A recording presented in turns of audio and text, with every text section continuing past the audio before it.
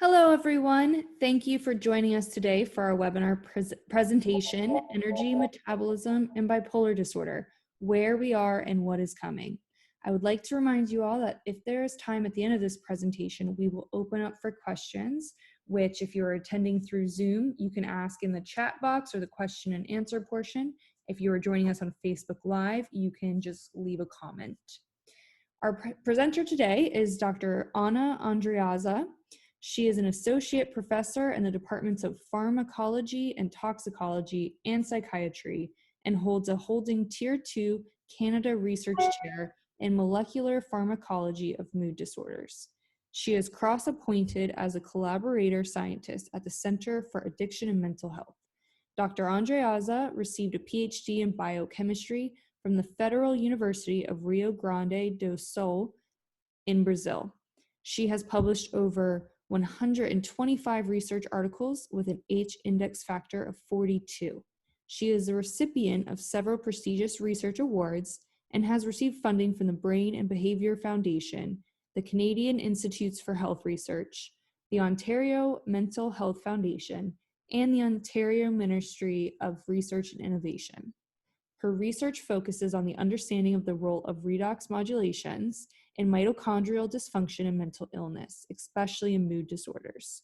Dr. Andreazza's current research focuses on the brain and its redox biology, with particular reference to the role of mitochondrial dysfunction and the impact of redox modification on the inflammatory system and illness progression in major psychiatric disorders and mitochondrial diseases, with the objective of identifying biological targets that will open doors to the development of new treatment strategies.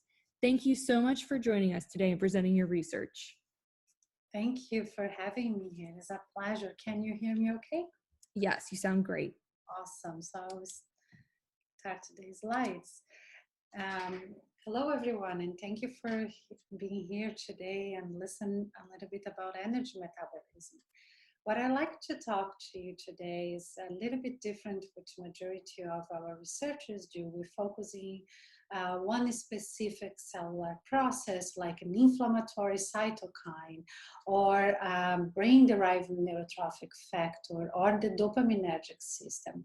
What my studies focus mostly is in the entire metabolism of energy, especially in our brain. And I hope that as we go along with the presentation, you will see how important is and how relevant is this metabolism of energy for bipolar disorder.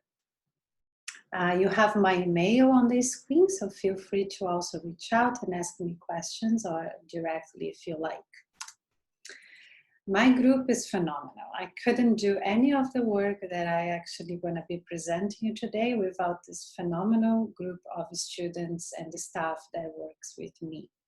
Today, you mostly will be seeing the work of Angela Duong and David Baldstein, and the majority of their work were done either in peripheral samples or in post-mortem brain samples. We answer very complex questions that actually requires a team with multidisciplinary expertise. So we have in our team from clinicians to informaticians to public health to many different approaches to help this research in bipolar disorder. This is my disclosure. I hold grants, as Audrey said in the beginning, from the Brain Behavior Foundation, CIHR, Neuroscience Catalyst, and the Conrad Fund, and a recent created of a mitochondria network called MitoNet. I don't know if you're familiar with the term mitochondria. Mitochondria is our powerhouses in our cells. It's like in the furnace of our cells. If you imagine your home, you want to always to be comfortable, not too cold in the summer, not too hot in the winter. Your furnace has to be working very well and well regulated to maintain that heat in a way that is constant and very comfortable for you, and also to adjust to the different temperatures outside. That's what the mitochondria does in our body. It's a very well-regulated organelle that maintains the energy metabolism working properly in our cells. It takes the oxygen that we breathe, the food that we eat, and transform in something called ATP, adenosine triphosphate, also known as the energy in our cells. And that is extremely important to keep us breathing, keeping us seeing, moving our fingers, walking, all the physiological and biological functions in our body, most of them require energy. And then you can imagine how vast is the implication of a dysfunction on the mitochondria. In the brain, as you can see in this picture, it can affect a lot of different parts of it, different symptoms. It can affect your lungs, it can affect your heart, it can affect your muscles. So it's a big challenge to study the function of mitochondria in a complex system as the human body. This is also because the mitochondria is a bigenome organelle. What do I mean about that? If you look to the left side on this slide, you will see an organelle that is our mitochondria, and is also have a contribution from the nuclear DNA and a contribution for its own DNA called the mitochondrial DNA. The nuclear DNA encodes some of the very essential proteins to the mitochondrial function. This chain that you see here, that is starting 1, 2, 3, 4, and 5, it's what we call respiratory chain. We take the electrons that comes from the outside, and it goes through this electron transport chain to form our ATP. Remember, our energy in the cells. But to form this properly, we need to bring proteins that are encoded by the nuclear DNA and proteins that are encoded by the mitochondrial DNA. The color in these arrows represent the mitochondrial DNA forms some of the subunits for the complex 5, for example. Some of them come also from the nuclear DNA. As you can see, the complex 2, the color green here, only have proteins that comes from the nuclear DNA. So the mitochondria is very complex. It's this interaction of two genomes, the nuclear and the mitochondrial genome, that all combined and working together form our proper mitochondria that needs to function in every single organ to produce the energy levels to enable the heart to beat, the brain to think, the muscles to move.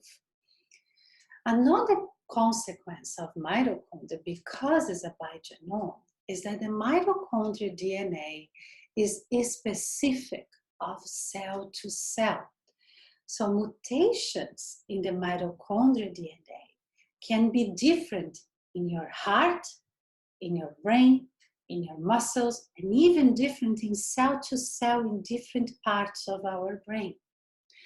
That makes a little bit even harder to understand the role of mitochondria in this. So the challenge is big, and we need to answer these questions to help our patients to get better.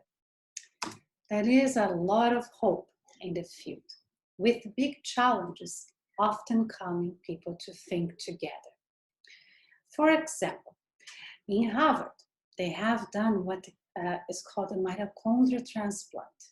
They take a part of your heart that is healthy, extract the healthy mitochondria, and inject, for example, in the heart of the babies that was ischemic, and that revived the heart. So the mitochondrial transplant, the hope is that you can take a healthy mitochondria from the same patient and inject back to the body to start to revitalize the mitochondria in your body.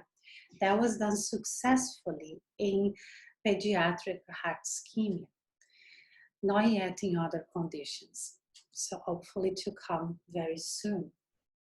Mitochondrial replacement therapy is also around and is not yet legal either in the United States or in Canada, but is legal in UK, for example, where if you are identify that you have a mutation on your mitochondrial DNA that doesn't enable you to get pregnant, they can replace the mitochondria with a new mitochondria in your oocyte, the egg, and then you can have a healthy baby. It's a way of not passing that forward to that. In the field of bipolar disorder, there is a lot of improvement on the way that we treat our patients, the way that we learned more about the mitochondria, the energy involvement. New adjunctive treatments have been actually being put forward to our patients, like N-acetylcysteine, which is an antioxidant that helps to boost the mitochondria to keep healthy. Psychiatry is really underaddressed, and it's still too much research to be done, and we need to work as a team together to move this forward.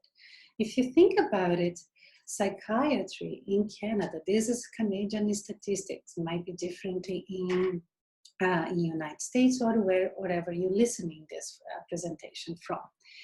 In Canada, we use like $51 billion just to spend on psychiatry and mental illness. Cancer in Canada represents 16.3 billion. Heart disease in Canada represents 21.2. So as you can see, it's massive, the impact that we have of mental illness in our society. And we do need to start tackling these problems, to start treating sooner and better. Understanding the biology of psychiatric conditions will help for us to understand how to treat better our patients. And that's exactly most of the work that we do in the lab. It is a complex mood disorder, as you know. We have episodes of mania, episodes of depression, times of stable mood. What is the biology of that? How can we really identify biomarkers that can help us, as this picture show you here with this loop, this loop showing, can we find the patients that have the similar biomarkers, and because they had that alteration, can I use a treatment now that is target to those alterations in the biology? So with a better understanding of the pathophysiology, then we can better identify patients and treat it with more precision medicine. Ultimately, we will actually help these patients to feel better and hopefully manage better the disease. And also with one of the main effects is decreasing the side effects of the drugs that our patient population are taking. Bipolar disorder, it's mostly affected, as we said, by levels of mania, episodes of mania. If you think about it, it's a highly energetic situation. And if you think about depression, it's a low energy, if you want to put it in simple words. What I like to say is that our lab works on this very simple hypothesis, on a plausible hypothesis that bipolar disorder is due in part to the failure of mitochondrial function to support adequate neuronal signaling and synaptic plasticity, potentially affecting the mood regulation, memory, and executive functioning of these patients. If you are interested in this topic, there is a reference below in this slide. It's a simple paper. It's a 2 pages long commentary, but actually helps to clarify this entire hypothesis. Happy to share this paper with you. Feel free to email me or Audrey about that. What this hypothesis basically means, we know that bipolar disorder has alterations in the mitochondrial dysfunction, has alterations on the energy process, but is also alteration on the neurotransmission. What we don't know yet is how those two connected to each other. Is the mitochondrial dysfunction that leads to this neurotransmission alteration, or is because you have this neurotransmission alteration that actually builds alterations in the mitochondria? Another part that supports this evidence that mitochondrial dysfunction is at the core of treating bipolar disorder is lithium. Lithium is a very effective medication for 1/3 of the patients with bipolar disorder. And that medication has been studied for a number of years. And the molecular mechanism is still not clear. Excuse me.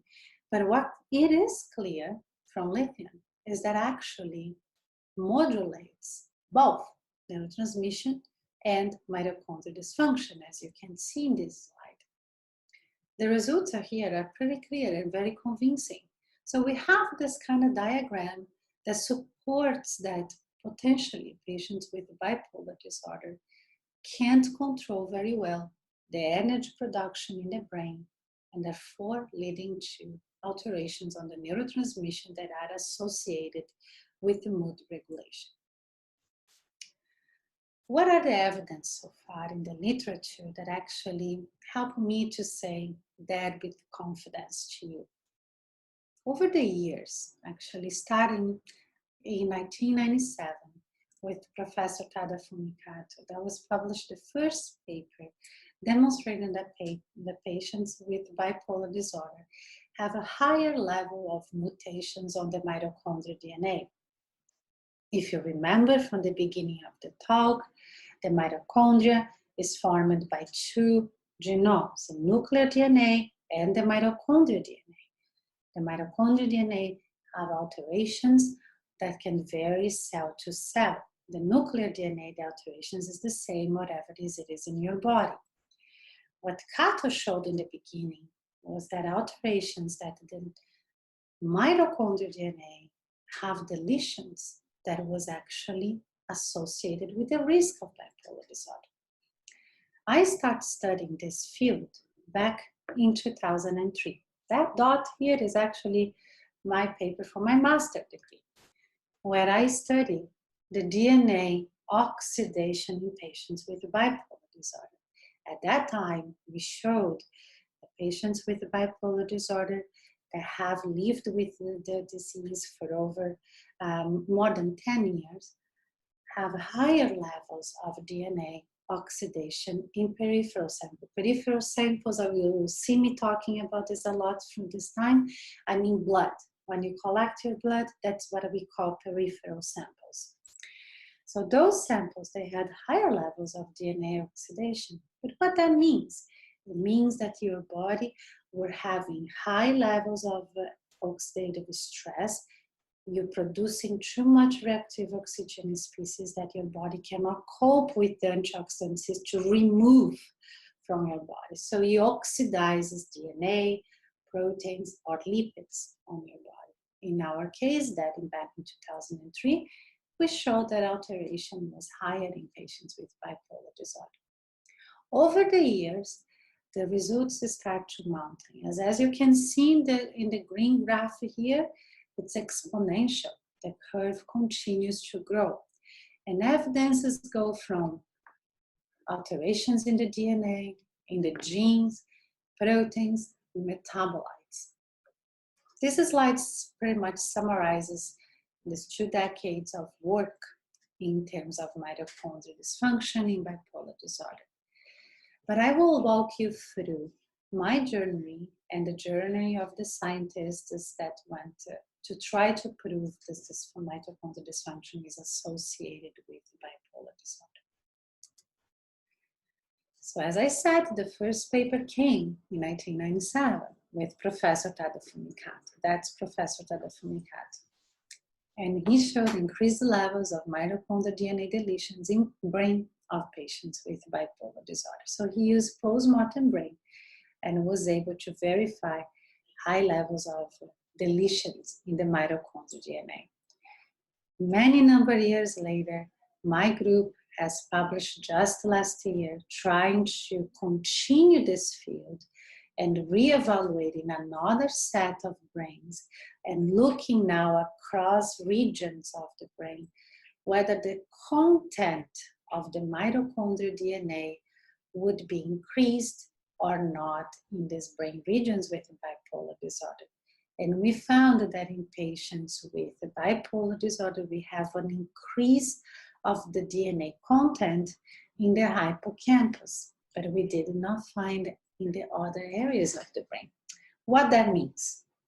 Well, if I have an increase on the content of the mitochondrial DNA, it means that the mitochondria is trying to get divided in your cells to multiply and get the energy to the regions that I can, but it is implying that saying that it's not being able to properly divide, so accumulating those DNA contents on the hippocampal regions. Why the hippocampus? We still inquire that ourselves. We don't know yet the reason for that. With Trevelyan, that's Professor Trevelyan. He's now the dean of here at the University of Toronto, and he's the reason why I moved to Canada. So Trevor, at the time was in 2006, published this very interesting paper showing downregulations in components of mitochondrial lectin transport chain, postmortem frontal cortex of subjects with bipolar disorder. What he noticed is, remember that chain that I showed you in the beginning of the talk that is called the respiratory chain and the electron transport chain, the complex 1, 2, 3, 4, and 5, that needs to take the electrons, the hydrogen, and pass through this complex and form the energy.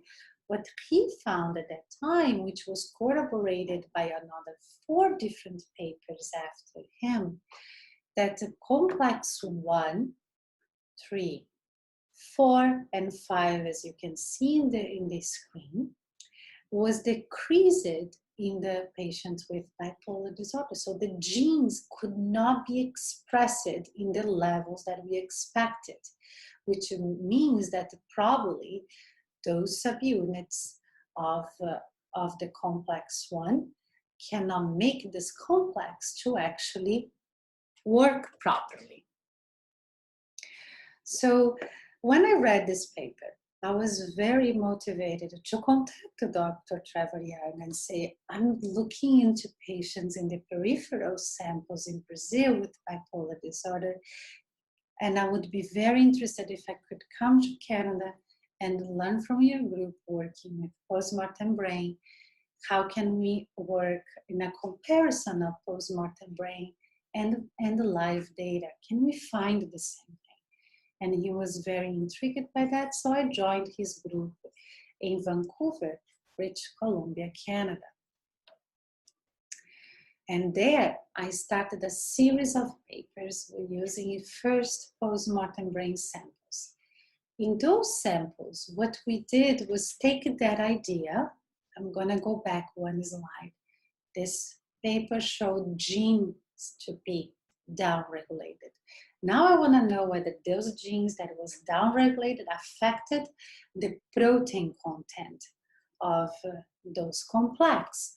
So that's exactly what we done in a series of 3 papers, and we proved within the 3 papers, 3 different people did the analysis, and we demonstrated that this protein called NADUFS7,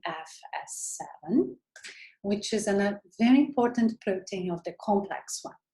The complex 1 is kind of like this, an L shape, if you can see my hand in this screen.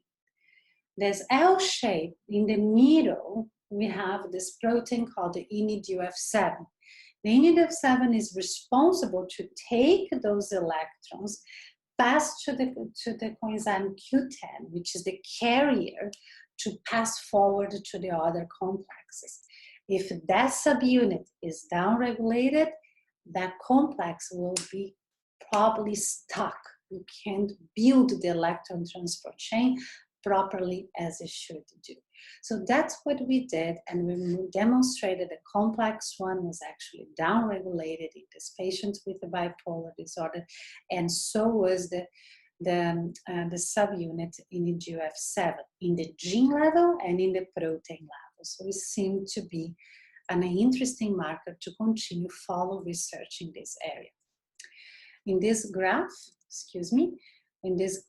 graph, what you can see here in that says letter A, B, C, and D. I'm not sure if you can see my mouse or the cursor in the screen, but if you can, I'm trying to point you on the letter A to these round organelles. These are the mitochondria of this part of the brain called prefrontal cortex, where we extract it, and we use that to measure these protein levels of the complex one. What you can see here in the letter C is the synapses. What are synapses? Is the one neuron and the other neuron touching each other. Those are the vesicles where contain the neurotransmitters, and they are passing that to the other neurons. So this is called synapses. Synaptosomes is this touching of the neurons. And this is very important for us to be able to then understand if these alterations were actually happening in the neuronal cells or are happening in other cells of the brain. And what we found is actually was happening in those cells. So that gave us some confidence to say, well, frontal cortex in patients with bipolar disorder have two levels of evidence: decreased gene expression of complex 1 subunits, and also decrease the protein of that subunit in patients with bipolar disorder, which led us to start a series of studies in collaboration with Professor Flavio Kapczynski and Mary Phillips. Flavio Kapczynski is now here in Canada, but he is originally from Brazil, and it was my supervisor during my PhD studies with him. Mary Phillips is at the University of Pittsburgh, and we have collaborated in a series of studies. What we done with both of them was now take that information that we had from the postmortem brain. Can we now go back and look into the peripheral samples? I talked to you a little bit about this paper, which was one of my first papers I ever published. This paper, we showed that patients with bipolar disorder have this high level of accumulation with DNA oxidation. This is your cell when the DNA is not damaged. This is cell with a little bit, and then when you go to what you see damage for, it's actually when it accumulates a lot. It's normal. All of us accumulate that daily. We all go through this. What we are looking is patients with bipolar have trouble to remove those cells from the body, and that's what we saw. We've been asked a lot of times the question, is this because of the medications I take? Is this because I have the disease for very long? And we can tell you that from this analysis on this paper, we did not find an association of this with the type of medication the patients were taking.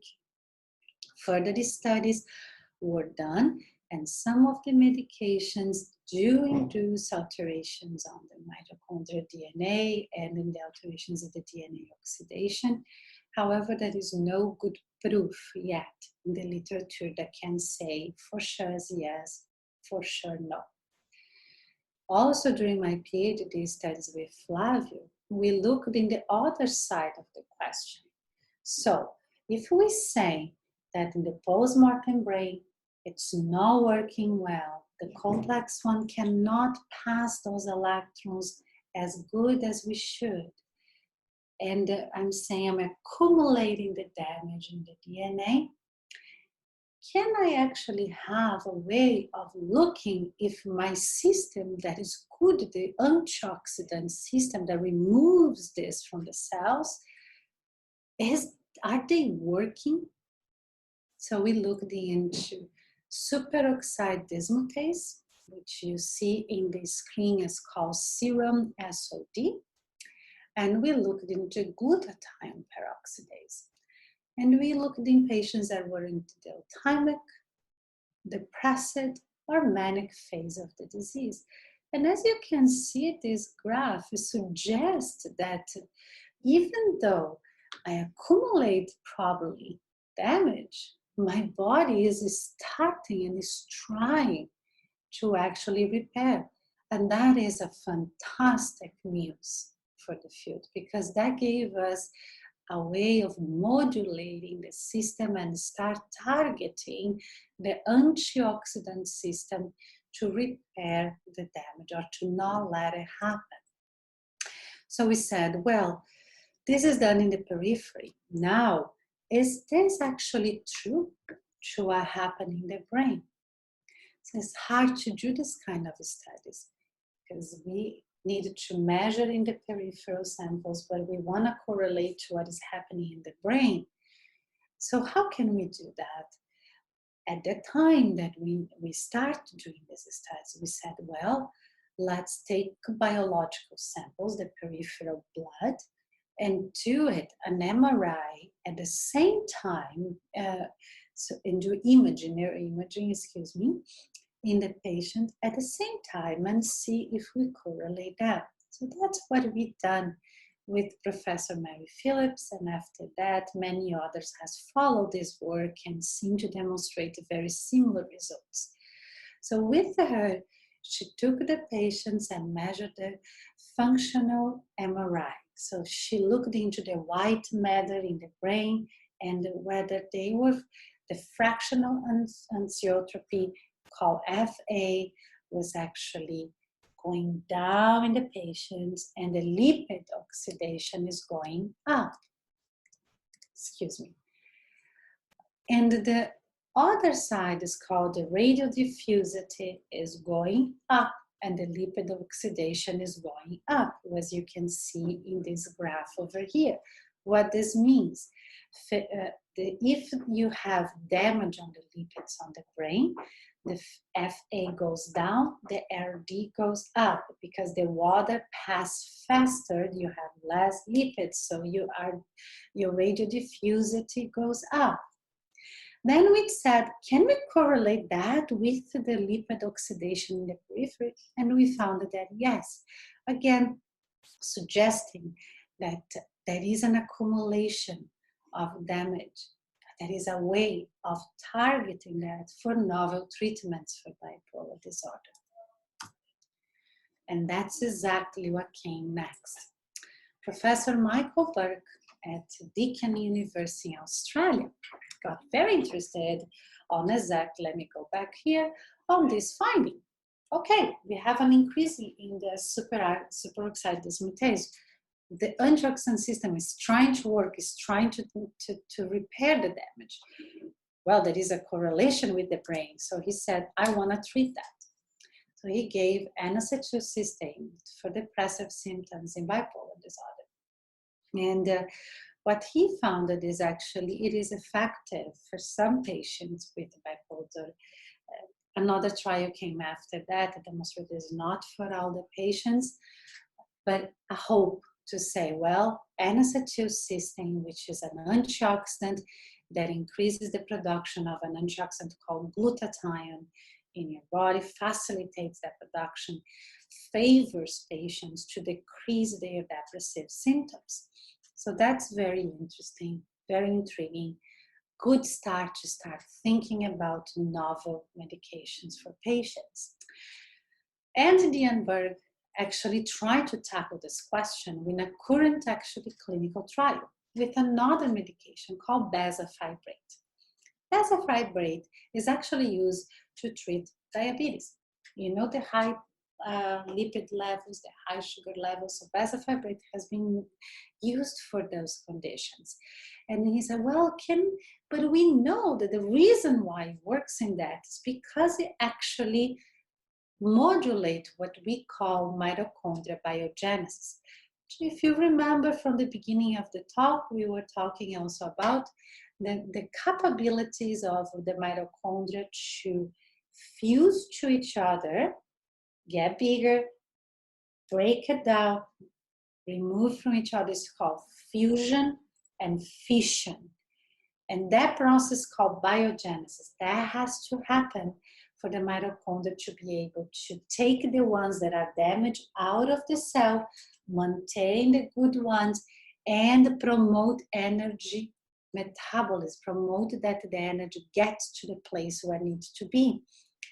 If you remember from one of the slides, the mitochondrial DNA content in the postmortem brain and hippocampus were higher, right? Meaning the cells were, the mitochondria are probably fusing, but they are not diffusing, they are not fissioning well. So Andy Nirenberg, based on that results and many other findings of the literature, he said, I like to start treating patients with the bezafibrate. Through one of the clinical observations, he saw that it benefited a patient with bipolar depression, and now he's working on a clinical trial. We do not yet have results from the clinical trial. It's an ongoing trial. So with all of this said, is like, well, we are now understanding that is an alteration on mitochondria dysfunction in patients with bipolar disorder. If you remember my graph of my plausible hypothesis that said bipolar disorder probably has a problem with the energy metabolism that doesn't allow the neurotransmission to happen properly.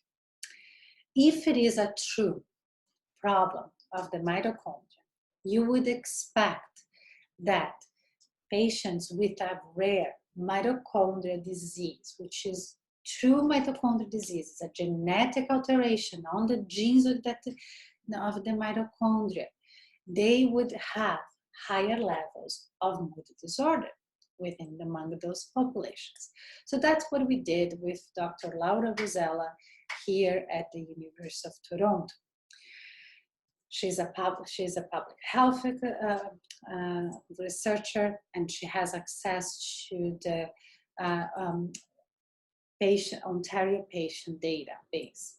Within Ontario, the population of Ontario, we were able to find that 2,970 patients have been diagnosed, meaning they receive a code while they went to the hospital to be hospitalized of mitochondrial disease, the rare classical mitochondrial disease between 1998 to 2018.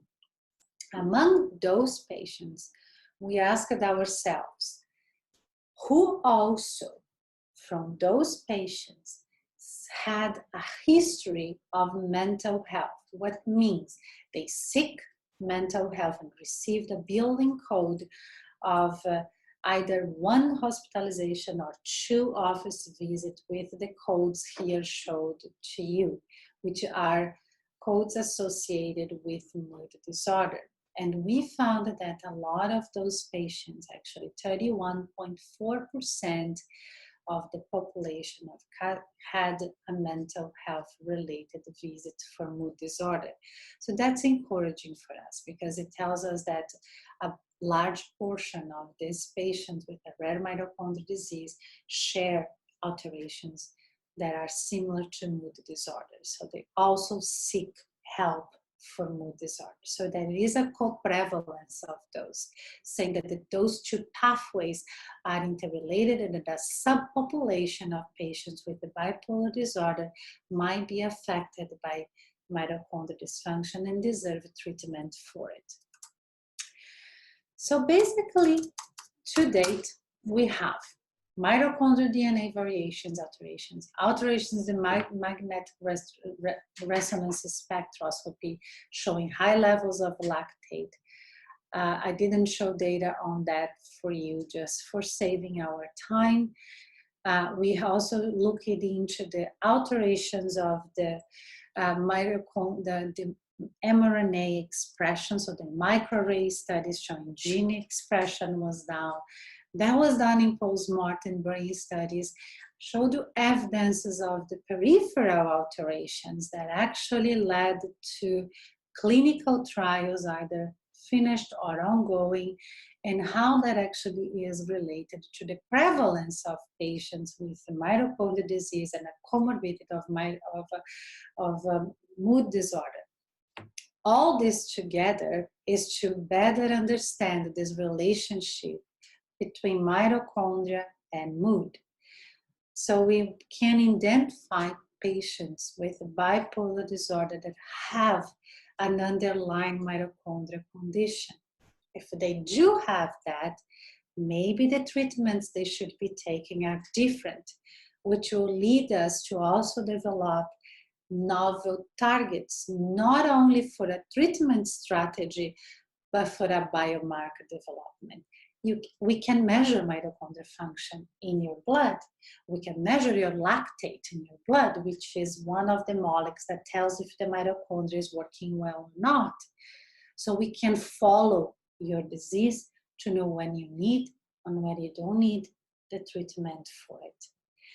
And that is where my research is going now to the next level. It's using what is in that box. In here, we see patient-derived models. So how we do that? We work with families. We work with families that we see that they have presence of bipolar disorder and a mitochondrial disease. We take the samples of the patients and we transform that sample into an iPSC, which is induced pluripotent stem cells. So that cells, by the name, says pluripotent. I take the cell from the white blood cell, go back in time, transform from your very, very, very first cell called stem cell. Stem cell has a pluripotency. What that means, it can transform in a heart, it can transform in a brain, it can transform in a skin.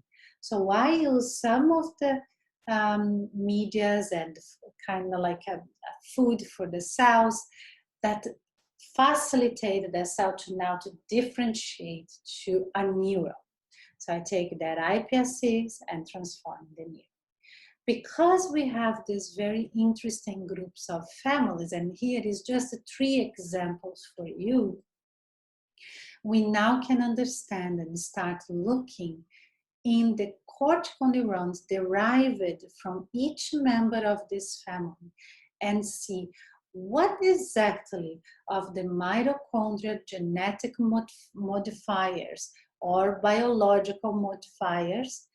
Modifiers just is another word to say a genetic alteration or a biological alteration, so a biomarker that led to this person to develop bipolar disorder, but this sibling to not develop bipolar disorder. What led to this mother to not express bipolar disorder, but the son to express bipolar disorder, and the 2 kids to die from a very rare, severe mitochondrial disease? That's where we are right now. That's how we study this. And now we're going to get into the specific biological targets that we can then treat better populations that have these both alterations. It's a long collaboration. It's a cross-disciplinary collaboration. We generated the cerebral organoids with Liliana Tisano, do all the electrophysiology, which means measuring the levels of the neuronal signaling with Dr. Jean-Martin Bouillot, and with myself, all the mitochondrial biology. And that's how the project looks like. Very complex, but at the same time, it's a beautiful work that we hope that will actually be meaningful in the end of our study.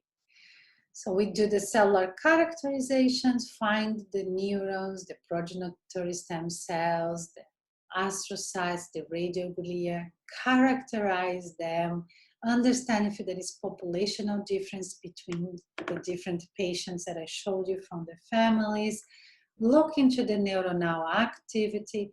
Is there a difference on the actual potential, on the spontaneous activity, on the sodium and potassium current? Is the mitochondria of these neurons or the astrocytes of the radioglia all function the same between these family members? What is different? Where the differences start? How to target? How to treat? It's a big puzzle, and we do need to put these all pieces of the puzzle together, and it's not easy. And that's why I founded the Canada Mitochondria Network, the MitoNet. And I'd like to invite you to take a look in our website. And if you're interested in this field, please join us, become part of the network, and you will receive all the news, all the information, and what is happening on our work. We work on 3 main works. We want to be a game changer, paradigm shift, and transformative. What that means, we want to unveil how the mitochondrial dysfunction is implicated in multiple disease, which will transform the way that we do medical diagnosis, technology, and drug delivery system, which leads hopefully to a paradigm shift in prevention and treatment of the disease. And hopefully with that, helping for us to all start to understanding better how to treat patients with bipolar disorder.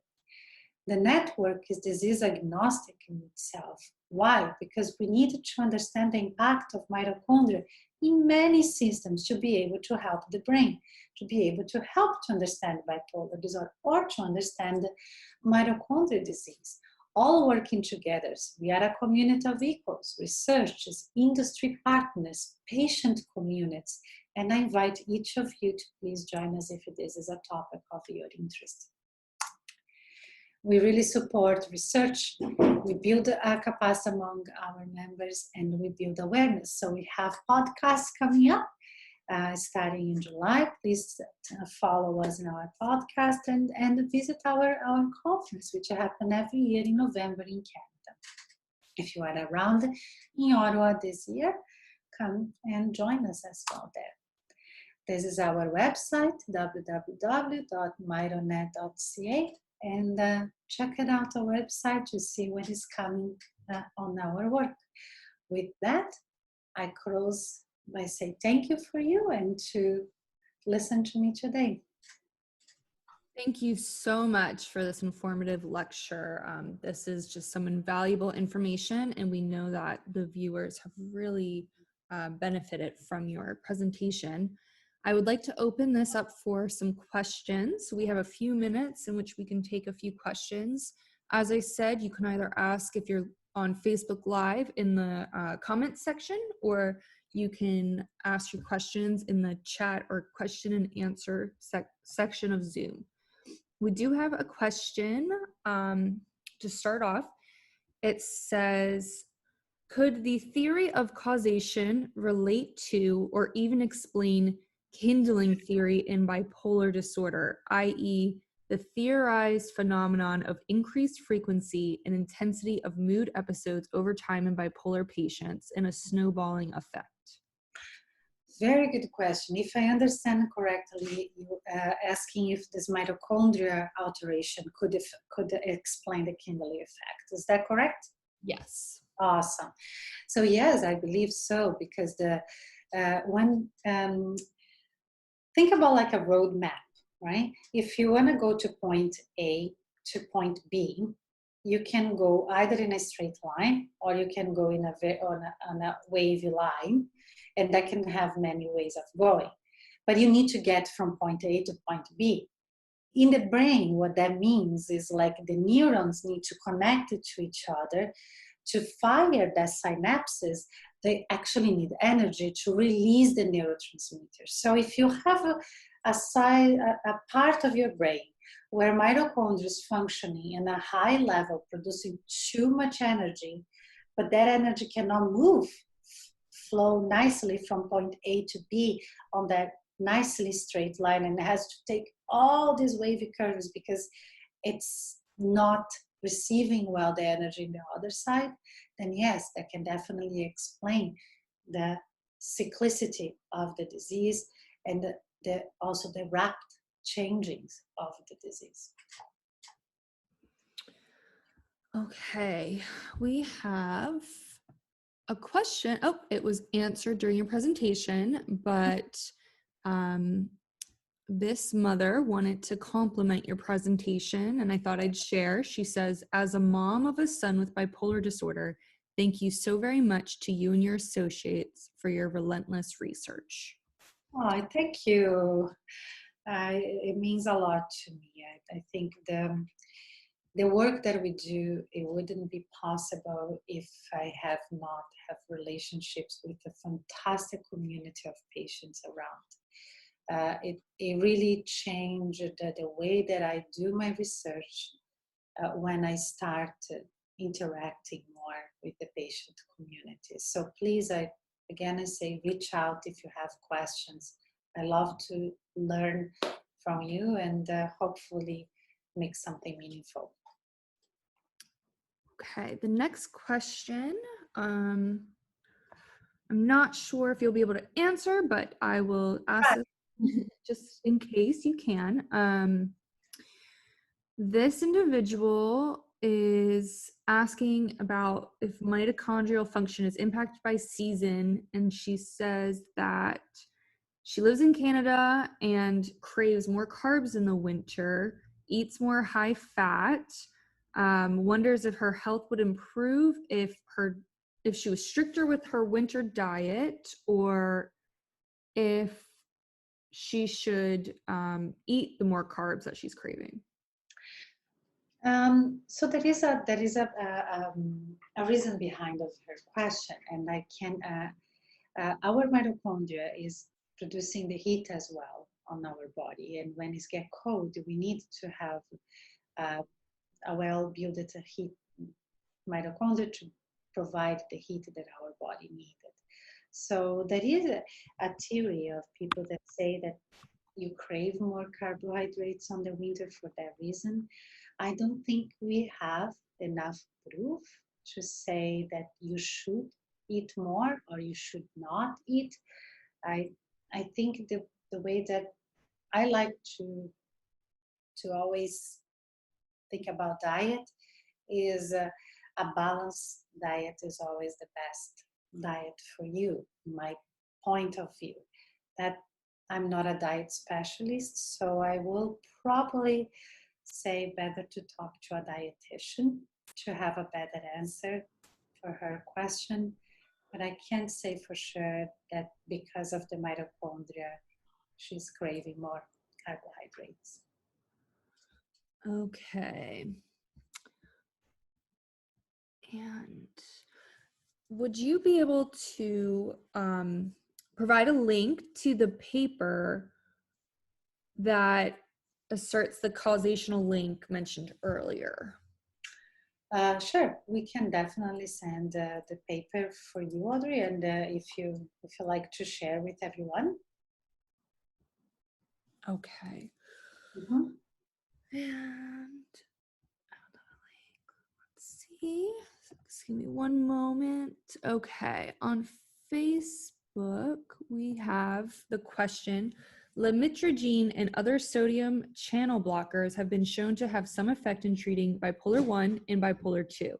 How would the mechanism of action of this drug class fit with your theory, mitochondrial oxidative stress being a causative factor for bipolar? Oh, great question.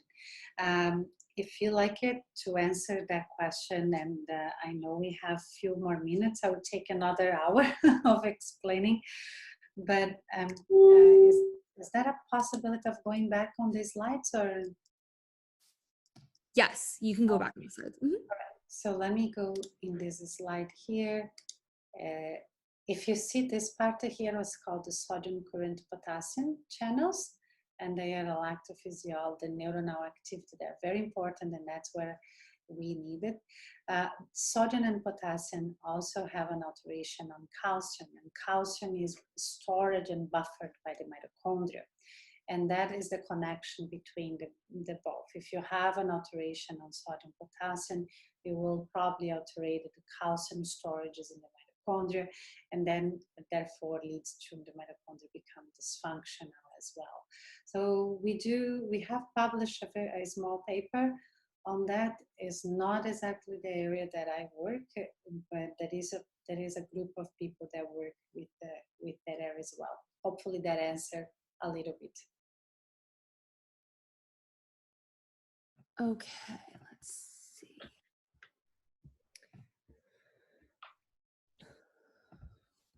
I think what we'll do now is close the question portion. What you can do is either contact Dr. Andreazza directly, or you can send me an email at intern@ibpf.org, and I'd be happy to send that email to Dr. Andreazza. But I do want to close this webinar. I want to thank you again, Dr. Andreazza, for such an informative lecture. This webinar recording will be available on our website and our YouTube channel. I invite you all to visit www.ibpf.org to learn more about upcoming webinars, as well as our upcoming anti-stigma campaign on World Bipolar Day. This year, our theme is #BipolarBrave, and we would be thrilled to have you participate. We also invite you to sign up for a monthly e-newsletter where we will have more from Dr. Andreazza, including some of her research and Ask the Expert, etc. We thank everybody for attending, and we wish you all a wonderful weekend. Thank you very much for having me here, and thank you for the incredible work you do with the foundation. Congratulations, Audrey. Thank you. Goodbye. Bye.